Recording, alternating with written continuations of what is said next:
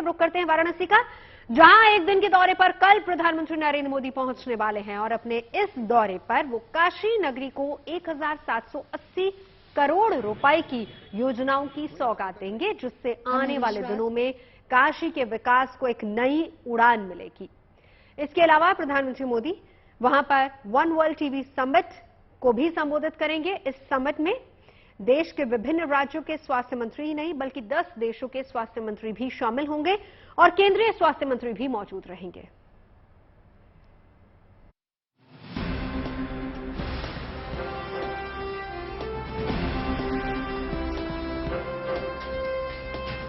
चमक रही है काशी, सज चुका है पंडाल और लग चुके हैं स्वागत वाले ये होर्डिंग्स और पोस्टर। बस इंतजार प्रधानमंत्री नरेंद्र मोदी का है, जो अब से कुछ ही घंटों बाद एक बार फिर से अपने संसदीय क्षेत्र के दौरे पर पहुंचने वाले हैं। अपने इस दौरे पर प्रधानमंत्री मोदी काशी वासियों को एक बार फिर से कई विकास कार्यों की सौगात देंगे। पीएम के इस दौरे पर राज्य के मुख्यमंत्री और राज्यपाल भी मौजूद रहेंगे, लिहाजा दौरे से जुड़ी तैयारियों में कोई कसर न रह जाए, इसके लिए प्रशासन ने पूरी ताकत झोंक दी है, जिसकी गवाही ये तस्वीरें दे रही हैं। चाहे आने जाने के रूट्स पर सुरक्षा के इंतजाम हो या फिर ट्रैफिक डायवर्शन या फिर जिन विकास कार्यों का लोकार्पण होना है उनको सजाया और संवारा जा रहा है। प्रधानमंत्री का स्वागत शंख, ढोल, नगाड़ों और गुलाब की पंखुड़ियों से किया जाएगा। सुरक्षा के चाक चौबंद इंतजाम किए जा रहे हैं। प्रधानमंत्री सहित राज्यपाल और मुख्यमंत्री सहित अन्य लोगों के लिए कुल 5 यहां पर सेफ हाउस भी बनाए जा रहे हैं। तो एक बड़ी सौगात प्रधानमंत्री लगभग 1750 करोड़ रुपयों की योजनाओं से ज्यादा अपने संसदीय क्षेत्र के जनता को देंगे। न केवल यहां की जनता को देंगे बल्कि इसका लाभ पूरे पूर्वांचल के लोगों को भी मिलेगा। महज 5 घंटे के अपने इस दौरे पर वो 1780 करोड़ रुपए की 28 परियोजनाओं की सौगात काशीवासियों को देंगे, जिनमें 20 परियोजनाओं का लोकार्पण और 8 परियोजनाओं का शिलान्यास प्रधानमंत्री के हाथों होना है। जिन 8 विकास परियोजनाओं का शिलान्यास होना है उनमें देश के पहले अर्बन ट्रांसपोर्ट रोपवे की नींव रखी जाएगी। लंबे समय से काशीवासियों को इस अर्बन ट्रांसपोर्ट रोपवे का इंतजार था। जानकारी के मुताबिक इस रोपवे के निर्माण में करीब 664 करोड़ रुपए खर्च होंगे और इसके शुरू होने के बाद कैंट से गदौलिया की दूरी महज 16 मिनट में सिमट जाएगी। इसके अलावा 308 करोड़ के sewage treatment plant, 209 crore Sigra sports stadium के दूसरे और तीसरे चरण के निर्माण की आधारशिला भी वो रखेंगे। बताया जा रहा है कि इस सिगरा स्टेडियम में क्रिकेट के साथ साथ फुटबॉल का मैदान, 4 लॉन टेनिस कोर्ट, वॉलीबॉल और कबड्डी कोर्ट भी होंगे और इसके साथ ही इसमें रनिंग और वॉकिंग ट्रैक भी बनाए जाने हैं। प्रधानमंत्री नरेंद्र मोदी अपने संसदीय क्षेत्र वाराणसी में 24 मार्च को आ रहे हैं, जिसको लेकर पहला उनका पड़ाव जहां रुद्राज कन्वेंशन सेंटर है, तो वहीं दूसरा पड़ाव जिस जगह हम खड़े हैं वह वाराणसी के मध्य में स्थित संपूर्णानंद संस्कृत विश्वविद्यालय का खेल मैदान है और यहां पर प्रधानमंत्री एक जनसभा को भी संबोधित करेंगे और 28 परियोजनाओं की सौगात वाराणसी सहित पूर्वांचल के लोगों को भी जो फायदा पहुंचाएगी वह सौगात सौंपेंगे और जिसको लेकर अभी सारी तैयारियां लगभग अंतिम दौर पर चल रही हैं। देख सकते हैं यहां पर इस खेल मैदान में 3 जर्मन हैंगर टेक्निक से बने पंडाल लगाए गए हैं, जिसमें करीबन 50,000 लोगों के बैठने और खड़े रहने की क्षमता है।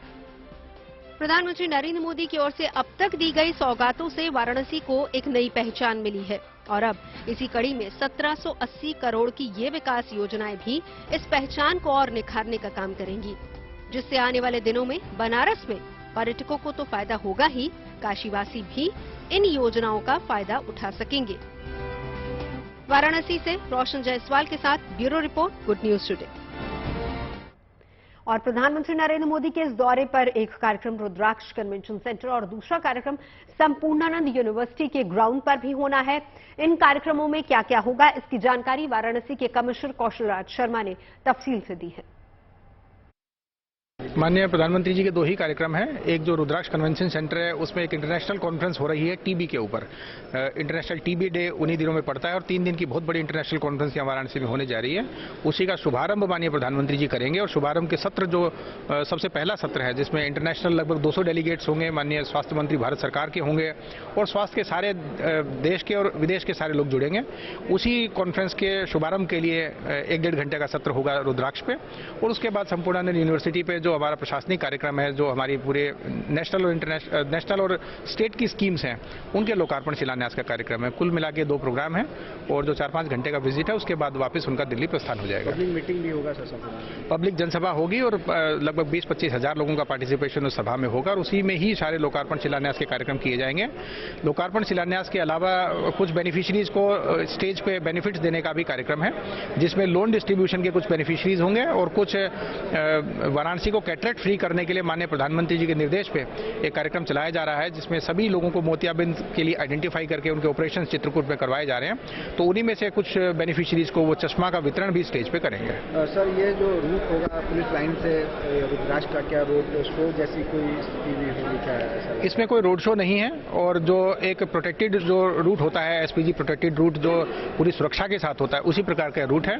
जिस प्रकार का रोड शो इलेक्शंस में होता है, उस प्रकार का कोई रोड शो नहीं है। ये पूरी तरह ये गाइडेड हमारा सिक्योरिटी वाला पूरा प्रोटोकॉल वाला रूट होगा और प्रधानमंत्री जी जब पुलिस लाइन पर लैंड करेंगे हेलीकॉप्टर के माध्यम से, उसके बाद बाय रोड रुद्राक्ष और फिर संपूर्णानंद यूनिवर्सिटी और वापस उनका पुलिस लाइन का जो रूट होगा वो सारा बाय रोड होगा। और अब आपको दिखाते हैं वाराणसी में बनने जा रहे देश के पहले अर्बन ट्रांसपोर्ट रोपवे का वो मॉडल जिसकी तर्ज पर कैंट से गदौली अब ये रोपवे बनेगा। अपने वाराणसी दौरे के दौरान जनसभा में जिन 9 परियोजनाओं का शिलान्यास करेंगे, उसमें सबसे अहम वाराणसी का रोपवे है, जो इस समय इस मॉडल के रूप में दिखाया जा सकता है और यह देश का पहला रोपवे है और विश्व का तीसरा ऐसा रोपवे है और बनारस में बनने वाला यह रोपवे करीबन 3.8 किलोमीटर की दूरी तय करेगा और इसकी तमाम खूबियां हैं। जो शहर के बीच यातायात की सुगमता है, वह इससे कहीं ना कहीं देखने को मिलेगी और आराम से लोग एक पब्लिक ट्रांसपोर्ट जो सिस्टम होता है उसका आनंद ले सकेंगे। यहाँ ज्यादा कुछ जानने के लिए हमारे साथ इसी मिनिस्ट्री की सेक्रेटरी हैं, इनसे बात करते हैं। मैडम, कि किस तरह से इसकी जो परिकल्पना थी अब मूर्त रूप लेने जा रही है और इसकी क्या खासियतें हैं? वैसे तो कल इस परियोजना के बारे में विस्तार से प्रधानमंत्री जी ही बताएंगे। संक्षिप्त में ये है कि ये एक रोपवे का प्रोजेक्ट है जो कि शुरुआत हो रही है एक अर्बन मोबिलिटी प्रोजेक्ट के रूप में। रोपवे तो कई हैं कंट्री में, लेकिन अर्बन मोबिलिटी के लिए ये शायद पहला होगा हमारे देश में। और रेलवे स्टेशन से वाराणसी रेलवे स्टेशन से काशी विश्वनाथ बाबा जी के यहाँ तक पहुँचना की इसमें व्यवस्था की गई है।